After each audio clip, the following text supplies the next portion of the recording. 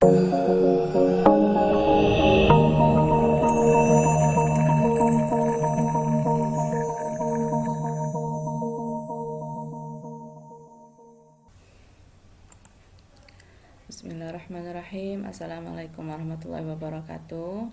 Apa kabar semuanya? Semoga kita semua selalu dalam keadaan sehat walafiat dan tanpa kekurangan suatu apapun.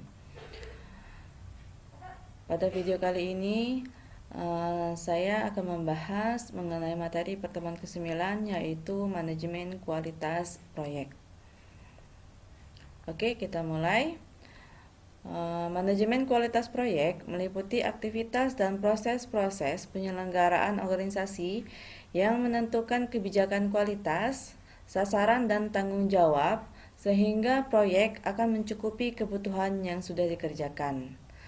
Nah, manajemen kualitas proyek ini menerapkan sistem manajemen kualitas melalui kebijakan dan memeriksa prosedur dengan aktivitas peningkatan proses serta secara kontinu yang diselenggarakan keseluruhannya. Nah, kualitas dimaksud di sini adalah hubungan keterkaitan yang sangat erat dengan sejumlah standar internasional seperti contohnya ISO sebagai panduan sistem manajemen mutu. Ya, misalnya dalam pembuatan aplikasi diperhatikan kaidah baku software engineering yang memenuhi software quality assurance. Tujuan utama dari manajemen kualitas proyek ini adalah memastikan bahwa proyek akan memuaskan kebutuhan dari klien. Kualitas hendaknya dipandang sejajar dengan ruang lingkup, waktu dan biaya proyek. Artinya apa? Ruang lingkup harus sesuai dengan yang sudah ditetapkan. Batasannya sudah ditetapkan. Waktu yang sudah ditentukan, berapa lama jangka waktunya, dan biaya proyek atau budget tidak over budget. Nah, itu yang namanya proyek yang berkualitas.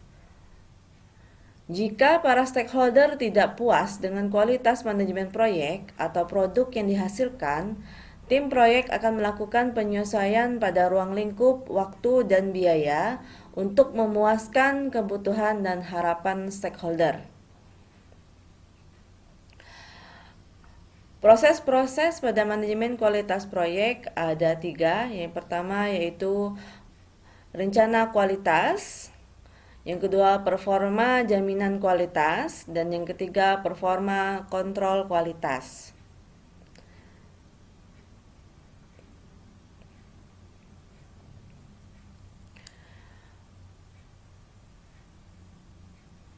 Step yang pertama, rencana kualitas itu outputnya adalah rencana manajemen kualitas. Yang kedua itu matrik kualitas.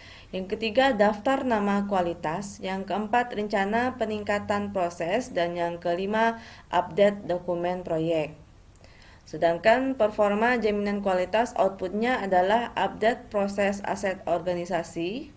Yang kedua permintaan perubahan. Yang ketiga, update rencana manajemen proyek. Dan yang keempat, update dokumen proyek. Dan performa kontrol kualitas, outputnya yang pertama yaitu pengukuran kontrol kualitas. Yang kedua, perubahan yang divalidasi. Yang ketiga, deliverable yang divalidasi. Yang keempat, update proses aset organisasi.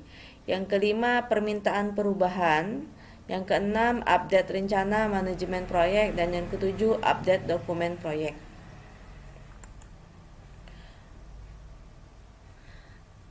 Kita masuk ke step yang pertama dalam proses manajemen kualitas proyek, yaitu rencana kualitas.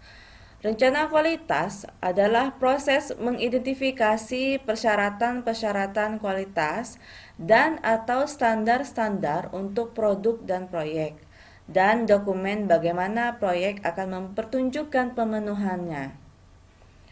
Perencanaan mutu atau kualitas harus dilakukan secara paralel dengan proses-proses perencanaan proyek lainnya.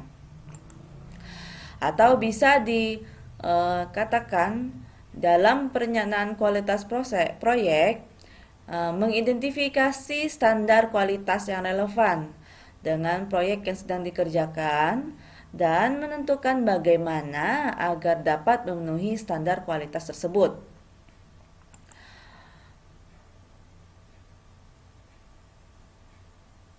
Step yang kedua yaitu performa jaminan kualitas.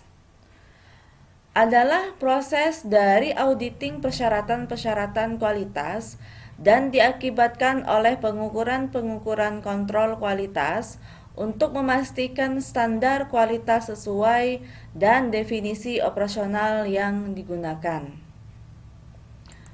Nah, dalam arti kata lain, dalam penjaminan kualitas ini menjalankan apa yang sudah direncanakan untuk menjamin bahwa tim proyek sudah menjalankan semua proses yang dibutuhkan untuk memenuhi standar kualitas yang relevan.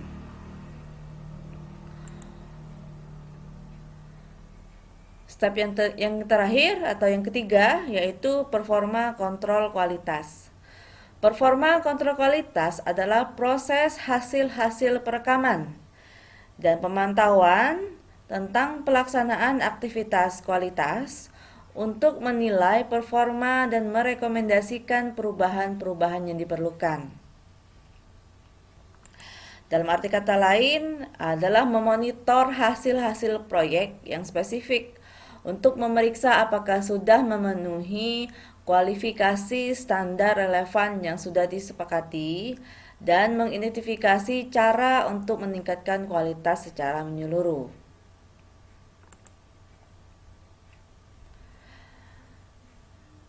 Karakteristik dari perangkat lunak yang berkualitas atau quality software adalah mampu untuk memenuhi kebutuhan dari pemakai, pengembang, dan pemelihara perangkat lunak.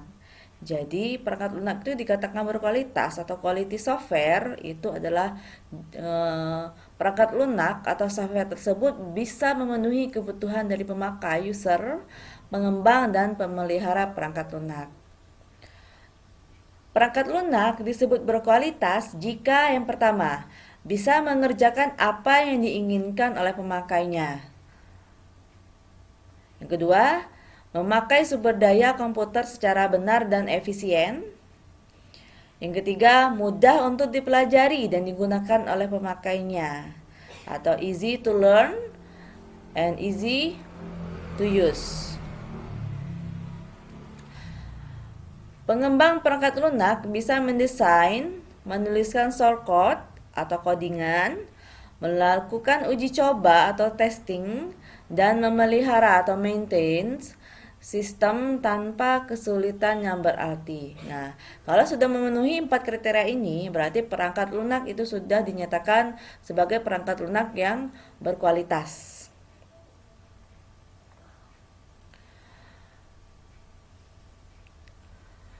Quality software juga harus bisa memenuhi atribut-atribut sebagai berikut. Yang pertama ada correctness, yaitu perangkat lunak harus bekerja persis seperti yang ditentukan. Artinya sejauh mana program memenuhi spesifikasi dan memenuhi tujuan tugas pengguna. Kebenaran adalah sejauh mana kerja produk dan output yang bebas dari cacat hasil kerja produk setelah dikirimkan. Yang kedua, functionality, yaitu perangkat lunak harus berfungsi bahkan dalam keadaan tidak normal. Artinya, kemampuan produk perangkat lunak untuk menyediakan fungsi yang dinyatakan memenuhi dan mengandung yang dibutuhkan ketika perangkat lunak digunakan dalam kondisi tertentu. Nah, fungsionalitas merupakan atribut yang menjaga keberadaan fungsi dan sifat spesifik mereka. Fungsi adalah sesuatu yang memenuhi atau mengandung kebutuhan. Fungsionalitas dinilai dengan mengevaluasi fitur dan kemampuan dari program, sifat umum dari fungsi yang dikirimkan, dan keamanan sistem secara keseluruhan.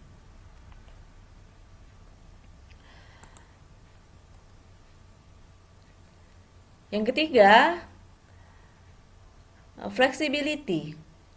Perangkat lunak harus dapat beradaptasi dengan perubahan spesifikasi. Artinya, upaya yang diperlukan untuk memodifikasi program operasional. Upaya untuk mengubah atau memodifikasi produk perangkat lunak untuk beradaptasi dengan lingkungan lain atau menjadi aplikasi lain yang berbeda dari rancangannya. Nah, itu maksud flexibility. Selanjutnya, efisiensi. Perangkat lunak harus memberikan kinerja yang sesuai dengan relatif terhadap jumlah sumber daya yang digunakan.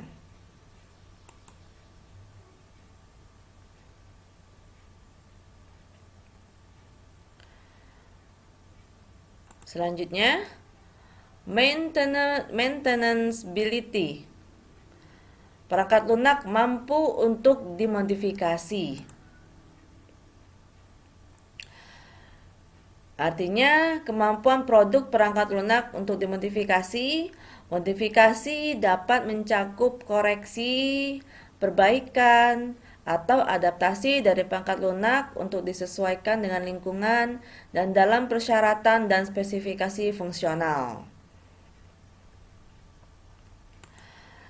Selanjutnya, portability, yaitu perangkat lunak mampu untuk dipindahkan dari satu lingkungan ke lingkungan yang lain. Nah, ini juga upaya yang diperlukan untuk memindahkan program dari satu konfigurasi perangkat keras dan atau lingkungan sistem perangkat lunak ke sistem lain.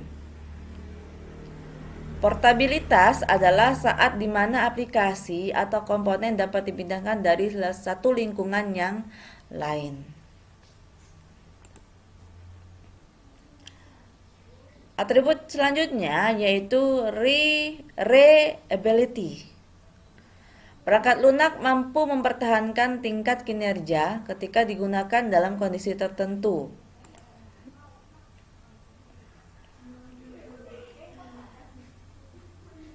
Keandalan adalah kemampuan yang diharapkan dari program untuk melakukan fungsinya yang membutuhkan ketelitian. Hal ini dievaluasi dengan mengukur frekuensi dan tingkat keparahan kegagalan, keakuratan hasil output, waktu yang berarti antara kegagalan, kemampuan untuk pulih dari kegagalan, dan prediktabilitas dari program ini. Karena program yang tidak dapat dipercaya sering gagal atau menghasilkan data yang tidak benar.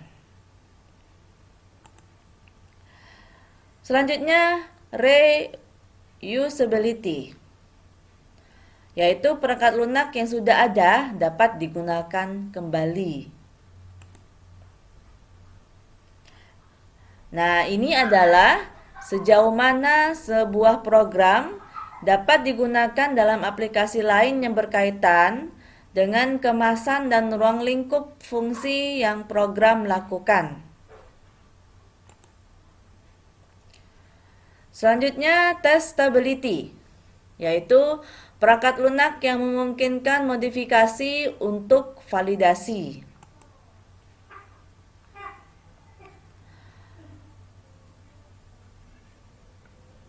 Ini juga upaya yang diperlukan untuk menguji program, untuk memastikan bahwa perangkat lunak tersebut melakukan fungsi yang diharapkan. Yang terakhir yaitu understandability, yaitu perangkat lunak yang memungkinkan pengguna untuk memahami apakah cocok atau ditugaskan untuk kondisi tertentu. Nah, atribut perangkat lunak yang diperlukan dalam upaya pengguna untuk mengenali konsep logis dan penerapannya.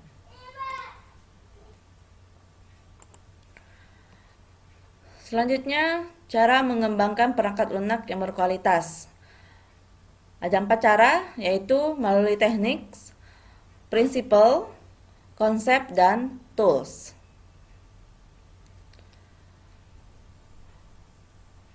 Software quality factor atau faktor dari kualitas software dari Hewlett dan Packard itu ada 5. Yang pertama, functionality, yaitu diukur dengan mengevaluasi fasilitas dan kemampuan dari program. Yang kedua, usability, yaitu diukur dari faktor manusia yang memakai sistem, baik itu dari estetika, konsistensi, dan dokumentasi.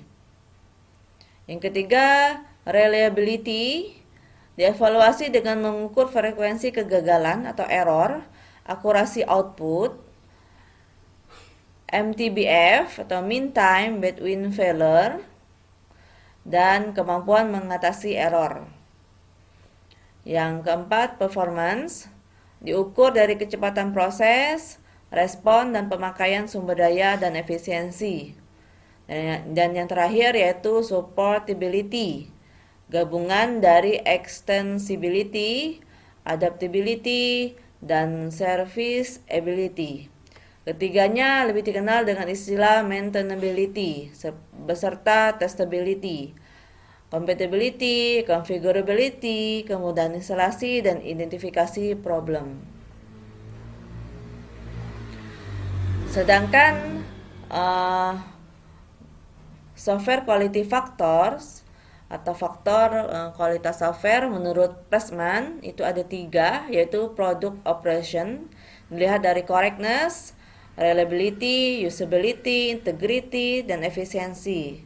Yang kedua dari product transition, ada portability, reusability, dan interoperability. Dan yang ketiga product revision, ada maintainability, flexibility, dan testability. Nah, demikianlah video kali ini.